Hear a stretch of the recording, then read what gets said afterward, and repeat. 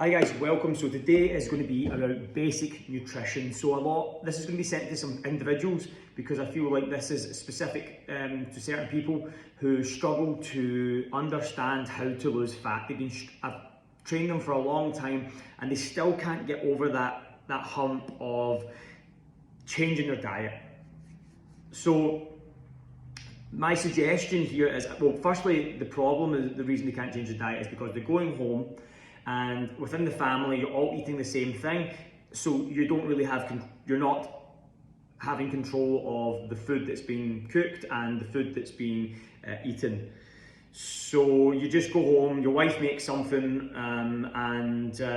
or your family are making something, or your husband's making something, and you're basically in a situation where you just have to eat it.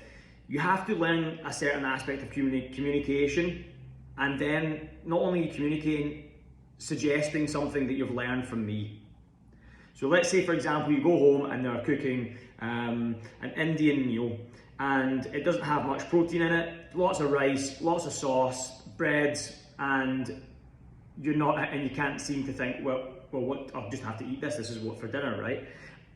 Your suggestion is this: have to sit down and say, okay, I can eat this meal, but every second night. Or suggestion would be, we can have this meal, but the protein has to be substantially higher within the meal. I can't be having a little bit of protein, or in some cases, no protein at all in there. You know, they have lentils, they might say, oh, lentils is protein. No, that's not a good quality protein source.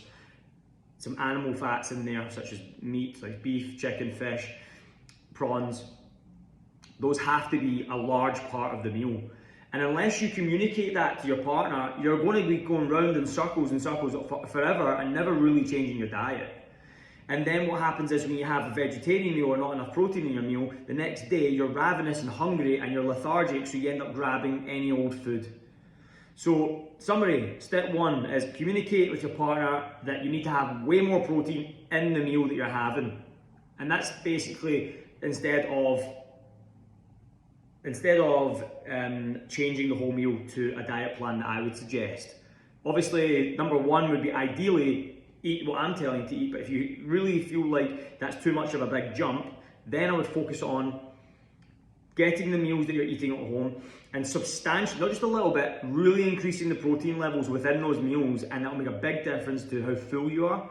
And then on top of that, you then do your steps, and then you do your training sessions with me and the team. And then on the days you're not in the gym, you do your sprints, for example.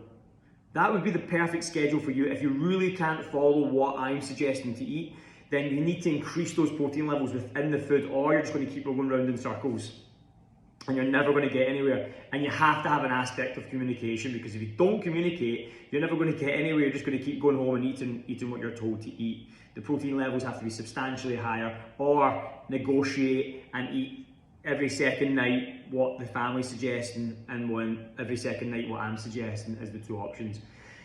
Comment on this video or message me directly and ask me a question based around this, knowing that you've watched it this far. If you've not watched it this far, or you have and you don't send a message, then I know you've not really taken it in, because you may have some questions here, and you should have some questions. If people don't communicate, don't really take action, and that's something I've noticed over the years.